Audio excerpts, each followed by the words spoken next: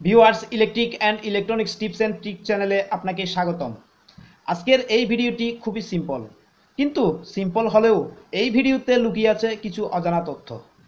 হ্যাঁ ভিউয়ার্স, আজকে আমি আপনাদের জন্য নিয়ে এসেছি কিভাবে একটি এলইডি চেক করার পোর্টেবল টেস্টার তৈরি করবেন সেটি। দাঁড়ান, দৌড় দিবেন না। তবে এই টেস্টারটি তৈরি করতে আপনার কোনো ব্যাটারির প্রয়োজন নেই, চার্জারের প্রয়োজন নেই, কিংবা কারেন্টেরও কোনো প্রয়োজন নেই। কি ভাবছেন, এই ভাই কি বলে?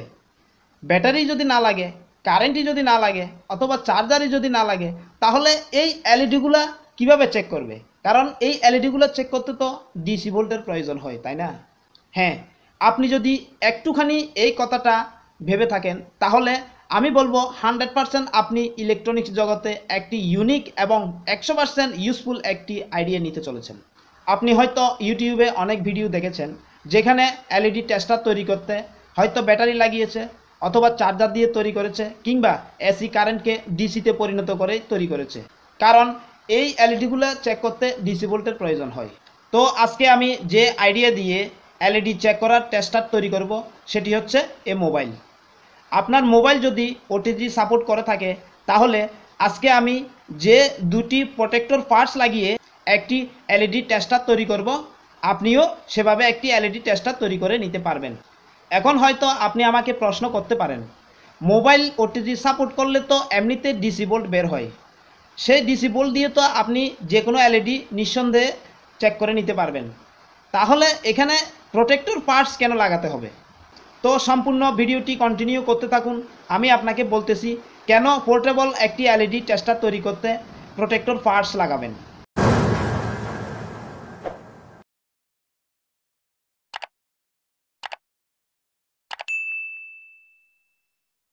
ভিউয়ার্স, মোবাইল দিয়ে এলইডি চেক করার জন্য আপনার প্রথমত প্রয়োজন হবে এরকম একটি ইউএসবি তার।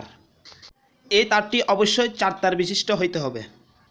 এই তারটির এক পাশে থাকবে এরকম ইউএসবি জ্যাক এবং অপর পাশে থাকবে একটি চার্জার জ্যাক। তো আমার এই তারের মধ্যে যেহেতু চার্জার জ্যাকটি নেই, আমি দেখুন পোর্টেবল ওটিজি সাপোর্ট করা চার্জার জ্যাক 20 টাকা দিয়ে মোবাইল পার্টসের দোকান থেকে ক্রয় করে নিয়েছি। এখন আমি এই জ্যাকটি এই ইউএসবির মাথায় এটিকে এভাবে লাগিয়ে দিব। এখানে এই ইউএসবি জ্যাকটির অপর পাশে যদি চার্জার জ্যাকটি থাকতো, তাহলে এই পোর্টেবল জ্যাকটির প্রয়োজন ছিল না। এখন দেখুন এই ইউএসবি তারটির আমি একটি মাথা কেটে নিয়েছি। এখানে দেখুন 4টি তার। এই 4টি তারের মধ্যে আমার প্রয়োজন হবে মাত্র 2টি তার। এখানে দেখুন এটা হচ্ছে নেগেটিভ, এটা হচ্ছে 5 ভোল্ট পজিটিভ। এই দুটি হচ্ছে নেগেটিভ এবং পজিটিভ। এটা হচ্ছে ডাটা প্লাস এবং এটা হচ্ছে ডাটা মাইনাস। তো এখানে এই ডাটা প্লাস এবং মাইনাস এই দুটির প্রয়োজন নেই। তো এখন এখানে শুধু 2টি তার প্রয়োজন। এই দুটি হচ্ছে 5 ভোল্ট প্লাস এবং 5 ভোল্ট মাইনাস। এখন এই 5 ভোল্টটি চেক করার জন্য আপনি আপনার ওটিজি সাপোর্ট করা মোবাইলটি নিয়ে এভাবে চার্জিং যেখানে চার্জ দেন ওইদিকে লাগিয়ে আপনি 5 ভোল্টটি চেক করে নিতে পারেন। এই তার দুটি আপনারা মেপে দেখবেন এখানে 5 ভোল্ট আসছে কিনা। 2টি কেন, প্রয়োজনে আপনারা 4টি তারই মেপে দেখবেন। যে দুটি তারের মধ্যে নেগেটিভ এবং পজিটিভ পাবেন, সেই দুটি তারই রেখে এই বাকি যে দুটি তার রয়েছে এই দুটি তার আপনারা ছেড়ে দিবেন অথবা কেটে ফেলবেন। এখন এই 5 ভোল্ট দিয়েই কিন্তু আপনারা এই এলইডি প্লেটগুলি খুব সহজেই চেক করতে পারবেন। এখন হচ্ছে মূল ভিডিওর আসল বিষয়। এখানে আপনি ওটিজি থেকে যে 5 ভোল্টটি পেয়েছেন, সেই 5 ভোল্টটি দিয়ে আপনি যদি চান তাহলে ডাইরেক্ট এভাবে এলইডিগুলির গোড়ায় নেগেটিভ পজিটিভ দিয়ে চেক করে নিতে পারবেন। কিন্তু আপনি কখনোই এভাবে ডাইরেক্ট ডিসি 5 ভোল্ট দিয়ে চেক করবেন না। কারণ হচ্ছে আপনি যখন এলইডি চেক করেন তখন হয়তো কোনো ভুলক্রমে যদি এরকম এ তার দুটি নেগেটিভ এবং পজিটিভ শর্ট হয়ে যায়, সেক্ষেত্রে আপনার এই দামি মোবাইলটি নষ্ট হওয়ার চান্স বেশি থাকে। কারণ আপনি এই তারটিতে তো সেফটি প্রোটেকশন হিসেবে কোনো প্রোটেক্টর পার্টস লাগাননি, যার কারণে তার দুটি শর্ট হলে এর রিয়েকশন হিসেবে সরাসরি মোবাইলে হিট করে। এজন্য আপনাকে অবশ্যই সেফটি প্রোটেক্টর হিসেবে এই দুটি পার্টস, একটা হচ্ছে পিএফ এবং একটি ডায়োড। এই যে দেখুন 1 কেভি একটা পিএফ এবং 4007 একটি ডায়োড। এখন কথা হচ্ছে আপনার হয়তো প্রশ্ন থাকতে পারে, এই দুটি পার্টস কিভাবে আপনার মোবাইলটিকে সেফ রাখবে? এখানে আপনাকে বলে রাখি, পিএফ এবং ডায়োডের কাজ কিন্তু আলাদা।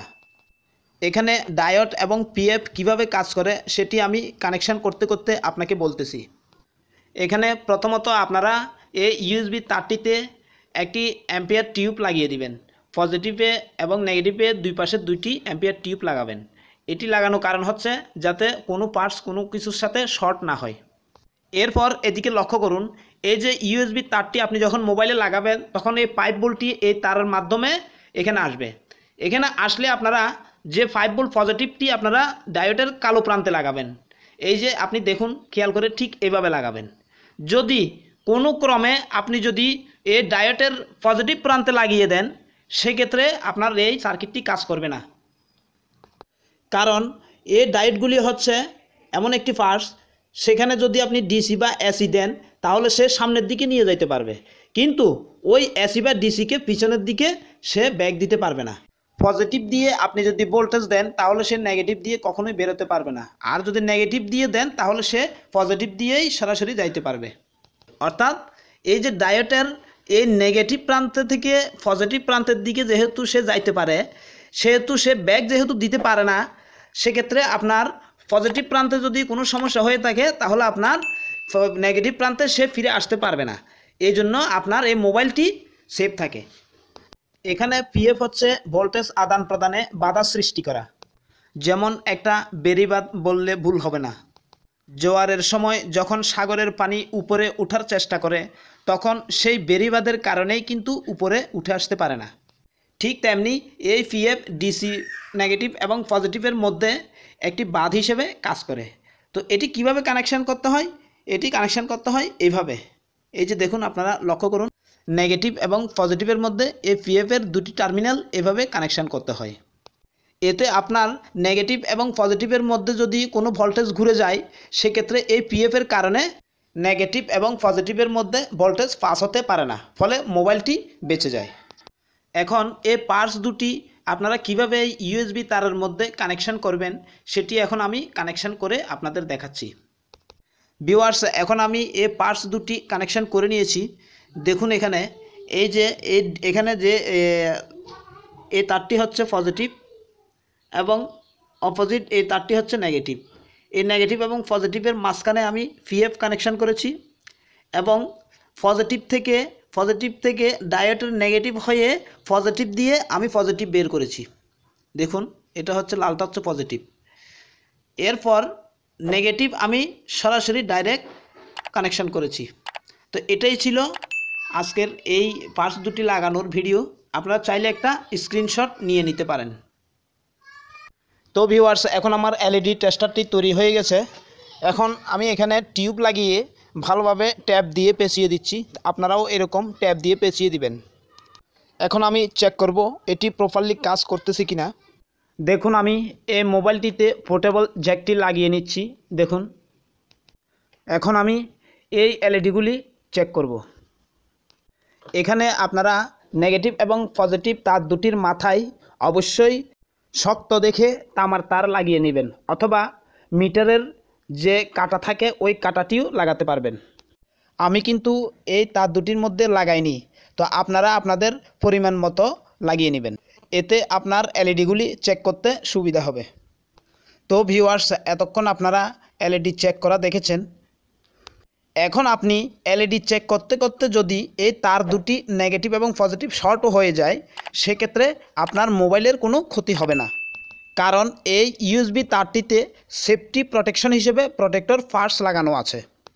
এভাবে আপনি একটি এলইডি টেস্টার খুব সহজেই তৈরি করে নিতে পারবেন। কোনো প্রকার ব্যাটারির প্রয়োজন নেই। আপনার মোবাইলের যে ব্যাটারিটি রয়েছে ওই ব্যাটারি দিয়েই আপনি এই টেস্টারের কাজটি করে নিতে পারবেন। তো ভিডিওটি ভালো লেগে থাকলে অবশ্যই একটি লাইক দিবেন।